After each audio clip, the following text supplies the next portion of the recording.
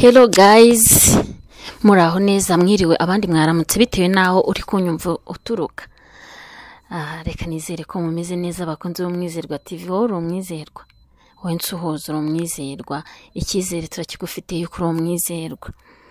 Reka nizere ko umeze neza, niba utameze neza reka nkubwire ngo ejo bizagenda neza, ejo nibitagenda neza ejo bundi bizagenda neza.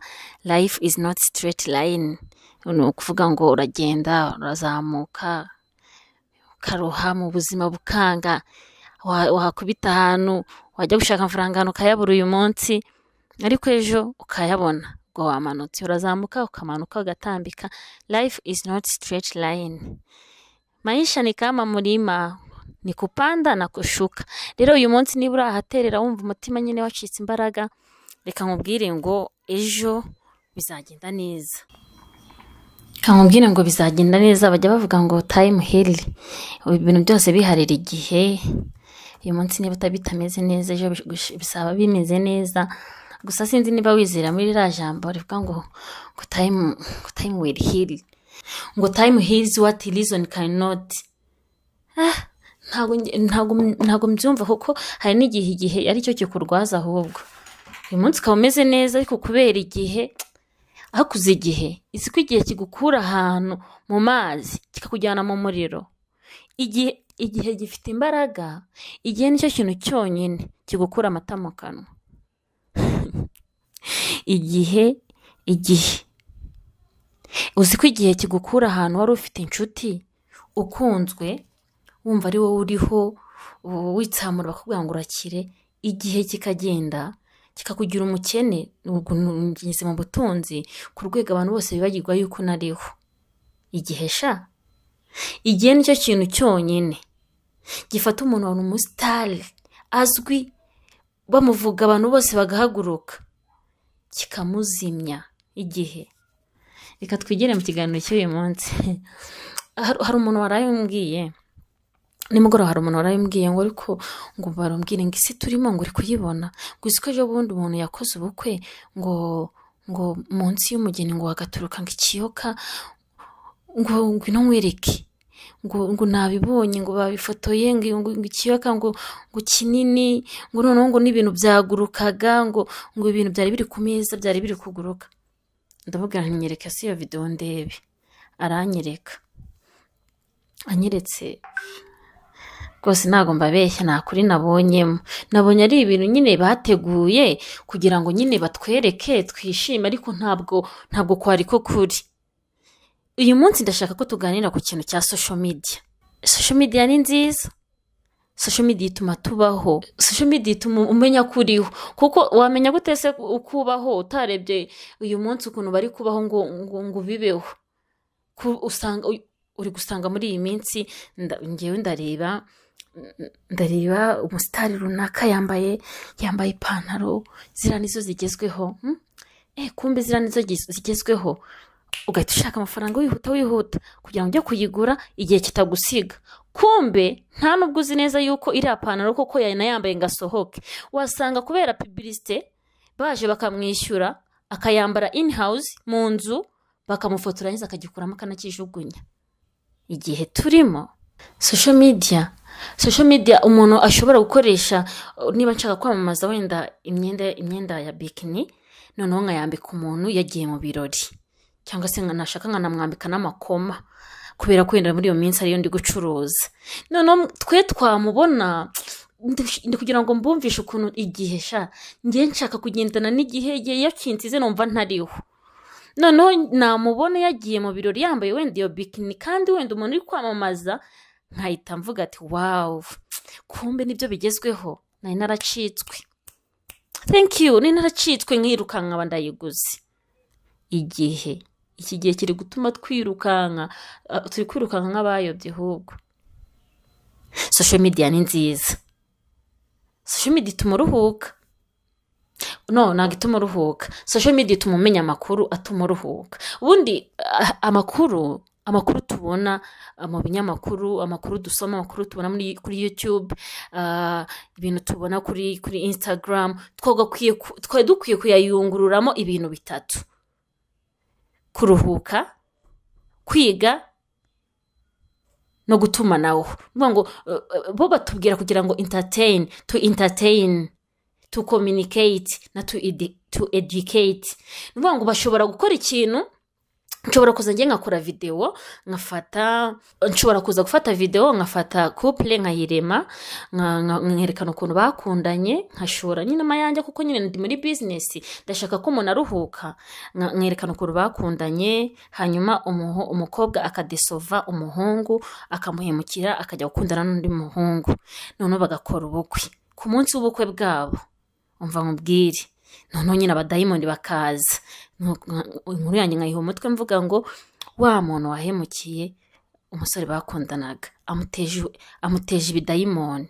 Kumbi ngewe nagiye nyine kubera ko nshaka kuba entertaininga, nyine ndashaka ko muruhuka mu mutwe, mu rugo mwarahuye n'ibintu byinshi, waba uri mu rugo ufite stress mu bana, mu bukene ufite, none nkavuga ngiye kankore video kugira ngo nduhura aba bantu, mbakize akababara, triste baseke bwa rimwe.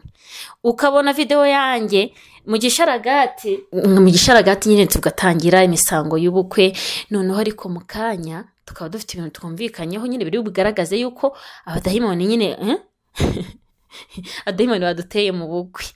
Wenda n'urugero umugabo akaba arahagurutse arititije, akuyemo ishati, arirukanse ajya mu nzu, abantu nabo barirutse baramufata kuko bari ku isiri, ndabikamiye, ndabizanye, ndabikweretse. Noneho kubera yuko wenda ubwonko bwawe cyangwa se butabushyikira, wowe wabibonye kuriya, ukatuvuga ati Imana, noneho mu Rwanda ibintu bihari, none bizagenda gute? Kumbe umuntu wabishyize wenda yashakaga kukwigisha, cyangwa se yashakaga gutuma uruhuka. Washakaga gutuma uruhuka, bigatuma hari ibintu utangira gutekereza bitanariho, ubwoba bukagutaha, ugataha ufite ubwoba ati nuko utaza abadayimoni basigaye bariho, ntabwo nabonye ejo haba ubukwe bwa nuza bwa runaka, akirukanga ku gusozi kubera ko yahemukiye. Ugatangira kubigira real, kandi wenda ari ibintu bakoze kugira ngo batume uruhuka. Iyo ni social media nyine kwereka igihe. Hari n'ibindi bakora kugira ngo bakwigishe. Hari video ubona ukabona ziri kukwigisha nk'indi kuvuga sinzi niba ari n'ikintu uri butoremo, biraterwa nuko wowe wumva hari ikintu uri butoremo.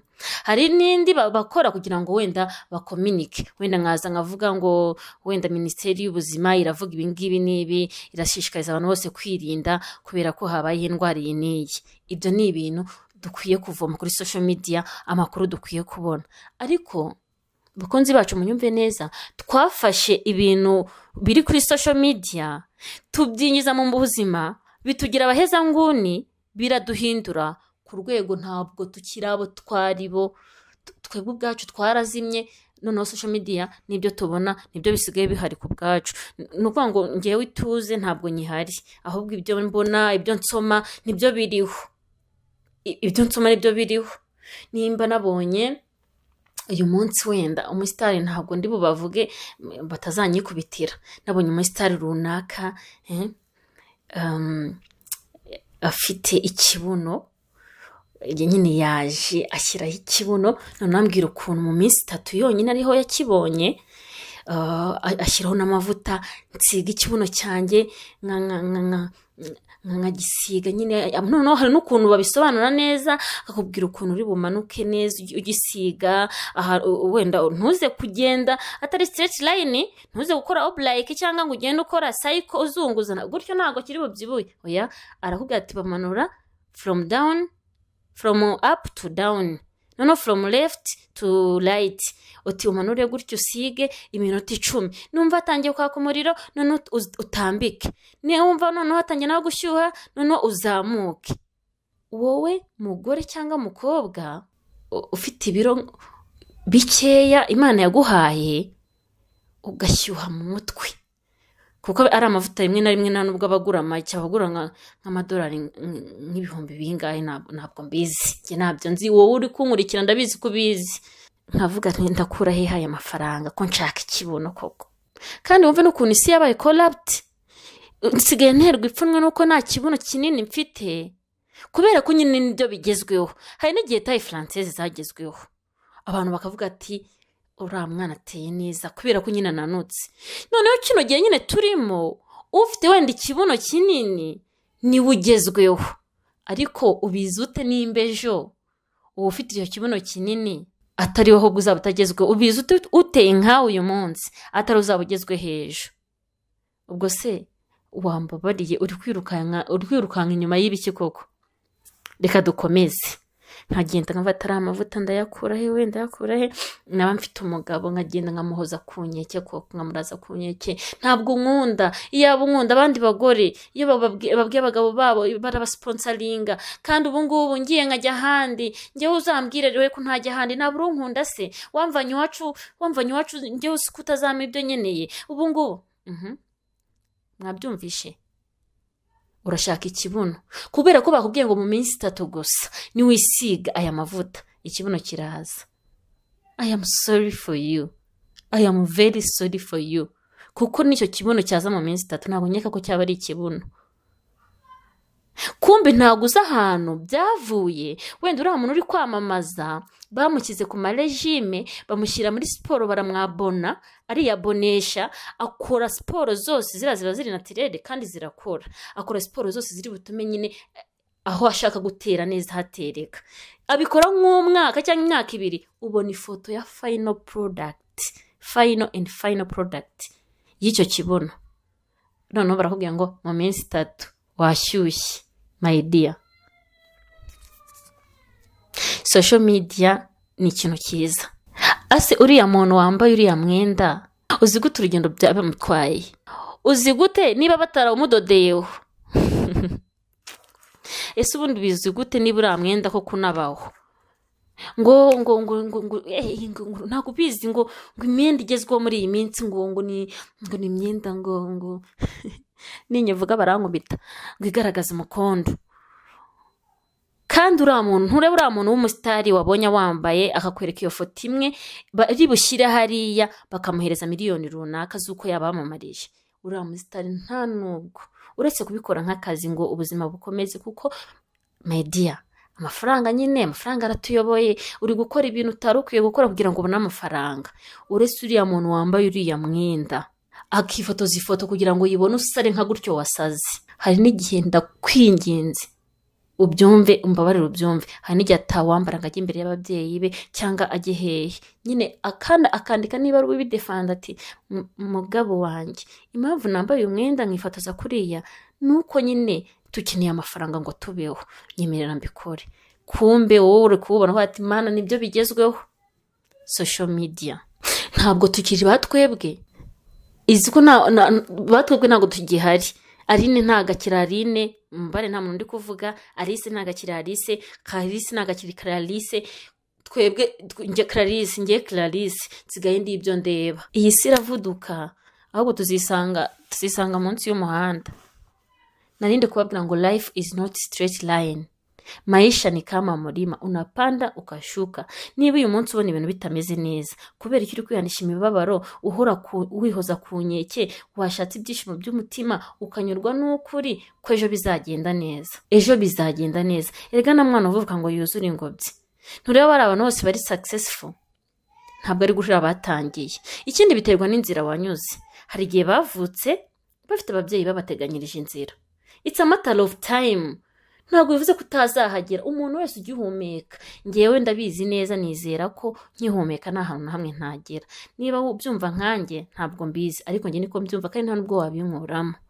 Nkihumeka uyu munsi nshobora kurira nka ponyokwa, nakongera kugerageza bigacika nkasubira hasi, ariko nintarambirwa bitinde bitebuke nzagera aho nshaka kugera. Ntabwo twagererayo rimwe. Nese twagererayo rimwe gute? Ko dufite inzego zitandukanye, ku rwego ufite uririraho rutandukanye n'urwanjye. Urwanjye ruriho akazu kamwe, undi hariho 2, undi hariho 7. Afite famille, afite oncle, afite mama, afite papa, bose kandi nyine ubona bakoze bikabahira. Habaho n'icyo twiterega amahirwe, igihe kigendana n'amahirwe. Noneho wowe ntabwo uzi n'umugambi Imana igufiteho, ntabwo uzi Imana aho yagushize kunyura, uri gutaruka.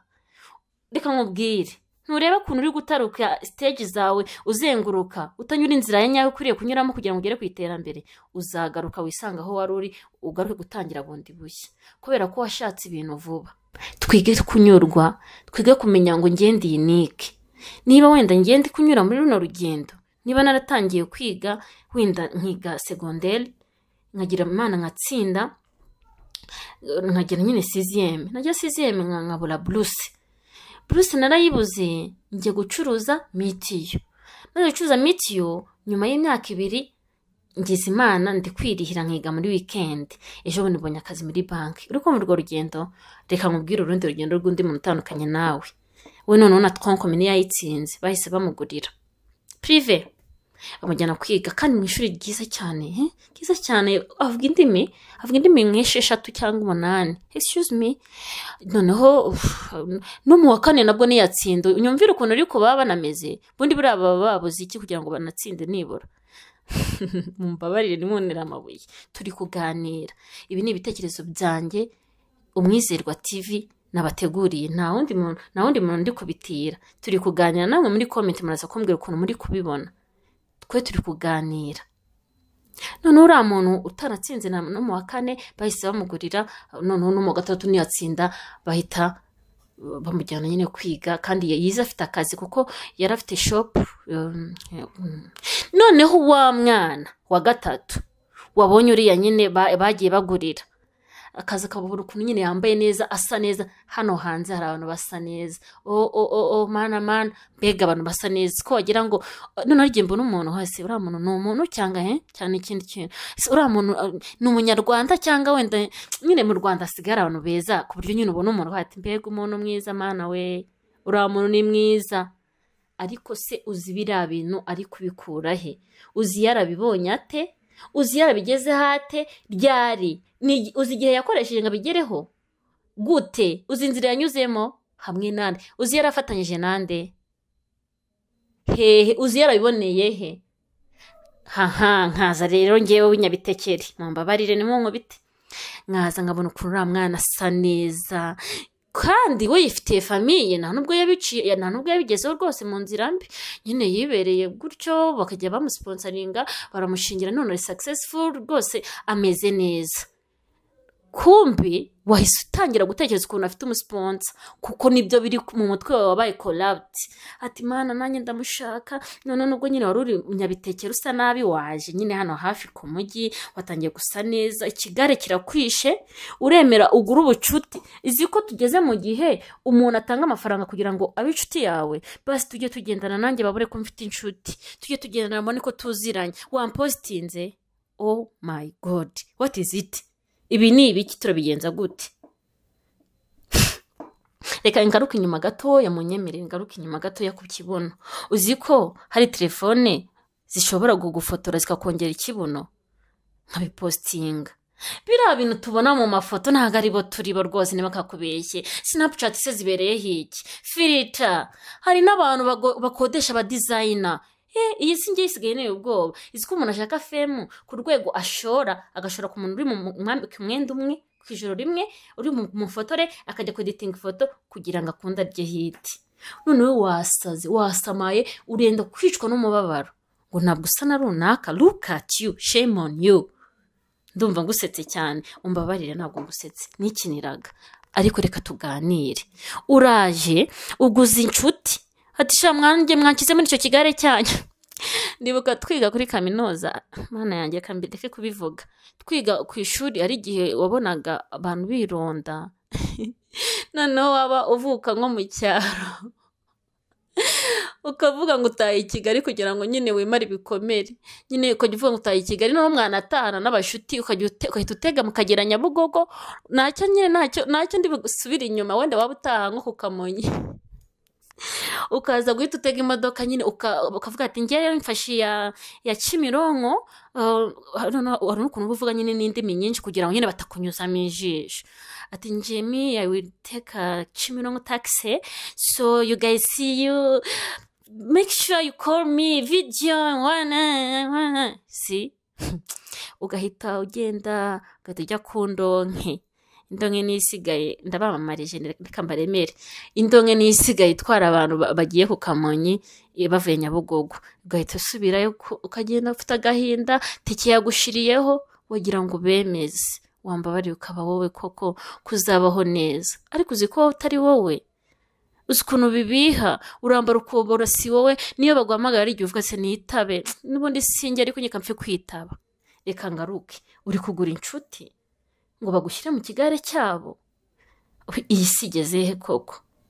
None n'abantu bubu nabo n'abagome, iyo abona nta kintu ari bukuryo ntago mugendana, batavuga ko ngendana n'inshakaravu. Look at you. Ese uba wumva bimeze gute koko? Muri comment muze kumbara mumbwire, ese inshuti zanyu mwe muzibona gute? Muzibona mwazishyuye, muzibona kuko muhuje, muzibona kuko zibakunda, urukundo rusigaye narwo rugurwa harya? Even ikigari abakobwa tugendana ndabagura. Why? Ariko se ni nabagura ndabanyakamwe.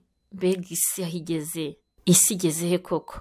Reka tugaruke kuri wa mwana w'inyabitekeri, mumbare tutibagirwa tumuzamure.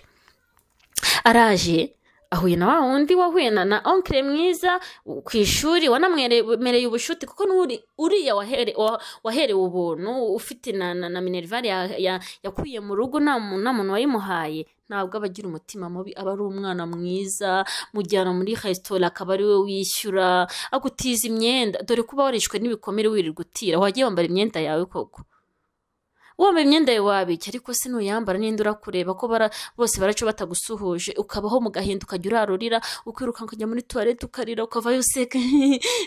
Tutunze abantu muri iyi si sha bari guseka inseko zitari izabo, bari kandi muri bo barize bapfuye. Ati Imana, kuki njye abantu banyanga, kuki nari umustar?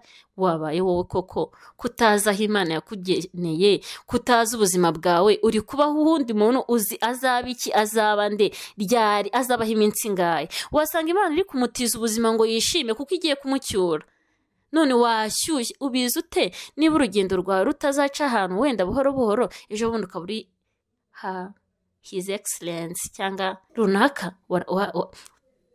Nyine tuvuyo umuntu akuvuga bakakumva, tutavuze ngo kakandi ngo gakunda ngo kuvuga ngo ngo kakandi ngo gafite umusatsi ngo w'amarende. Hari umuntu ugera ku rwego nitumuvuga tutari bubaze ngo nuwe wa wundi ugendana na X na Y. Hari urugero ugeraho ku buryo nibavuga ngo Viviane, nta bisobanuro bindi, Viviane arahitaza kuko nyine hari ahantu nageze ku buryo ndi trending hashtag. Ukagenda ukajya ureba kuri social media abantu basa neza, kumbi ntabwo uzi ko ari filter, nta nubwo uzi ko ari makeup mwuka byaramwe. Makeup barazigutera ugahinduka ku buryo abantu babibagirwa ko ari wowe. Ntabwo uzi ko ari makeup bamuteye, none ugatangira kuvuga ati ari amavuta uriya muntu yisiga yambwiye ko araye. Kumbe uriya muntu iyo mubaje amavuta yisiga, mana yanjye, nta nubwo akubwira yariyo, arakubeshya. Ako si umwabaye muti uhura n'umugore, abagore ni twebwe tubigira, abagabo Imana bahumugisha ntabwo mubigira n'ukuri, ariko namwe hari ibindi mugira, nzabigarukaho ubutaha. Umugore murahura ari inshuti yawe magara, imagine ako muri abana babi, ukamubaza ukamubwira ati sha urasa neza, wow urasa neza ndabikunze, none se wisigaye amavuta sha nanjye mbwira nzajye kuyagura. Akakubeshya akakubwira amavuta atariyo, kandi nta kukubwira agura make, akubwira ahenze, none akanga uruhu rwawe kubera kuzahara. Amavuta uruhu rugendana n'ibintu umuntu arya, genda wirira utubuto, witurize, wisige amavuta nyine ufite, ibindi ubihigiye. Time will come. Nukuri ndabinginze guys, ndabinginze mureke tube batwebwe, twige kunyurwa. Timoteyo, munyemerere mvugeho mu ijambo ry'Imana.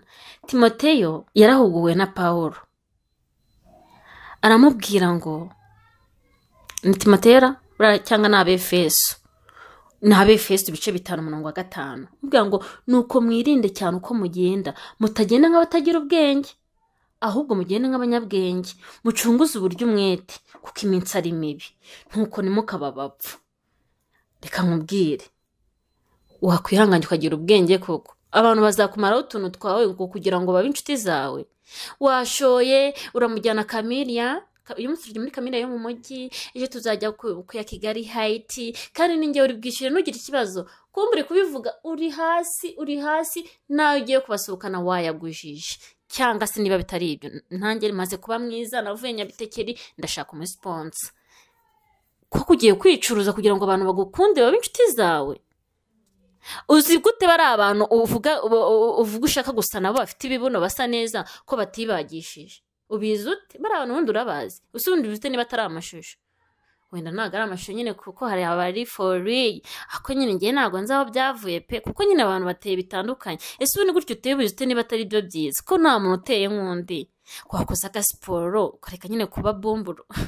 Bumburu ni umushiti wanyu ukunda kubinyita bumburu. Ni umuntu ngo ni ndebele, ni abantu bo muri Zimbabwe. Bumbuluzi ni umuntu nyine w'ikibonge. Reka nyine kuba bumburu wa mugani w'aba bandi nyine we kunywa cyane ibintu byinshi nyine ngo ugire usanga nyine ntabwo ufatika. Nyine wowe ushobora kwidisciplina ukabanda nzajya wenda nkora siporo ariko ntiyicisha inzara. Indyo yuzuye n'ibikomoka ku matungo, indagara. Hari abantu barya mu kavuyo ntukabaze ubundi uzasa neza bivuye hewe kabyarawe. Rero niba waramaze kubona n'udufaranga nyine dukeya, ugomba gutangira kumenya no kurya. Ukajya urya nyine ibiryo nyabiryo, bapfana kurya inombe uzaga inombe guhera kwa mbere kugera kwa gatanu nta tuvuta nese ubwo uzasuteho. Siyo mpamvu usigira ibikomere bikakwica. Ndabinginze ngiye gusoza, ntago nshaka kwizemba mu magambo. Tunyurwe nuko turi. Uyu ni Umwizerwa TV, nitwa Ituze. Ndabashimiye, ndabakunda. Munyandikire muri comment icyo twize muri iyi video. Se hari ikintu twaba twize? Ndabashimiye, ndabakunda cyane. Reka mbabwire ngo social media ni ikintu cyiza. Ndabizi neza yaba itanahari, hari ibintu tuba tutazi. Social media zituma twiga. Nukuri nk'ubu nguyu nagira social media ino video ntago nari kuyikorera abandi, ariko kubera ko muhari nyine ngo nyibabwire muyirebe muze no kumbwira uko bimeze, ndayifite ndayibabwira. Ubundi hari imyaka tugomba kugeramo tugatandukana n'ibintu byo kugendera mu kigare tukiga gufata imyanzuro. Nk'umuntu ubugeje imyaka 25 rwose ntabwo mugomba kwita ku bintu abantu bavuga. Dore nanjye ndimo ndayuzuza. Iyo umuntu agize imyaka 25 aba agomba kumenya icyo ashaka. Baranyine babatini wenda ushobora kubababarira ko bati barahuzagurika, uretse yuko nabo tutabababarira bagomba kwiga. Kuko nitubababarira tuzajya kubasama basandaye. Niko ugomba kumenya gutandukanya icyo ushaka, kuko niba umaze kuba mukuru ugomba kumenya yuko buri muntu agira inzira ye. Nubwo tuba turi mu isi imwe, ndababwiza ukuri, buri muntu wese aba ari mu kazuke. Bura uri kugenda hano ha wenyine n'abaramuba muri kumwe, ntabwo muri mu murongo umwe. Buri muntu wese afite umurongo we. Nta nubwo uhuje na twin wawe, niba ufite twin sister, best friend, besto. Butanza akora ikiganiro cy'aba besto mana besto ziciye ibintu. Aba besto barateranya kugira ngo nkaguteranya kugira ngo uri ari we tugendana. Ibyo n'iby'ubwana rwose. Ubundi se tutagendanye wamagikize. Nitugendana si njyewe uramiki, kubera ko nyine ngo bari bubone twagendanye. So what? Niyo mpamvu social media ari ikintu kibira ku expose, ugasigara wumva uri igicibwa niba uri kwigendana. Noneho byatumye bitera pressure ku bantu. Urwego uriho ntabwo ubushaka ko rugabanuka, kandi muri iyi si ni murima unapanuka shuka. Life is not straight line. Ntabwo bishoboka ko wahorana ibintu ufite. Bizagabanuka byiyongera, ariko byagabanutse. None social media yatumye kubera ubuzima turimo bisaba ngo uguma huri numanuke. Ubwo se nizihe mbaraga wakoresha aho kabyara we kugira ngo utamanuka? Nazo pe, nazo.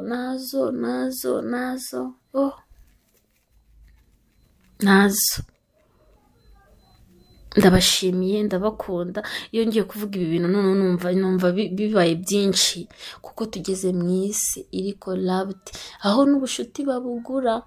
None se urana bamuryaho iki se? Nise ni mwiza ngo tuzifotozanya mu posting.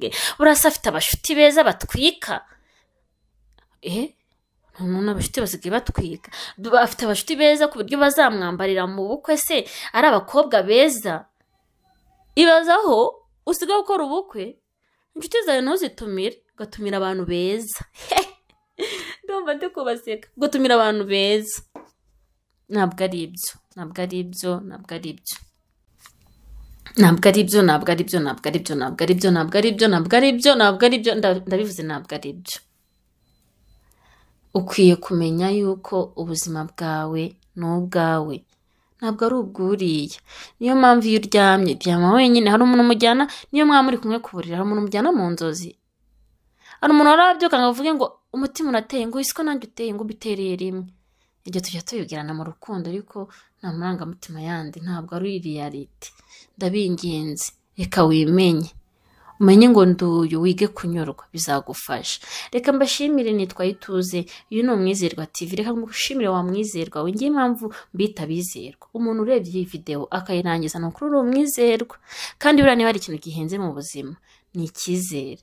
Icyizere, niba hari umuntu uzi ugufitiye icyizere, ugukunda, ntuzakigambanire. Ndabashimiye, navuga byinshi, ibaze ko gusoza byanze, ariko munyemerere nsoze, mbigenze ngo nsoze koko. Byanze byanze byanze. Gusa ndabashimiye, nakagaruka tuzajya tuba turi kumwe. Buri munsi nzajya mbaha video, kandi mujye mu makomenti ikintu cyose mushaka ko tuganiraho, none nanjye nyirebe. Nukuri ntago ndi umuhanga ku buryo namenya kuvuga ibi bintu, ahubwo nanjye ngenda nsoma ni documenta, ndeba no kuri social media ukuntu ibintu byacitse bikayoba. Umuntu utari kuri TikTok ubu ngubu yaracitswe, umuntu utari kuri Instagram mujyeho abantu bose bari gukurikira, mwihangane mujyeho, ntago ari mbi, ariko mujye mwiga kujonjora. Reka mbashimire inshuro nyinshi kubera kuryoherwa. Bye.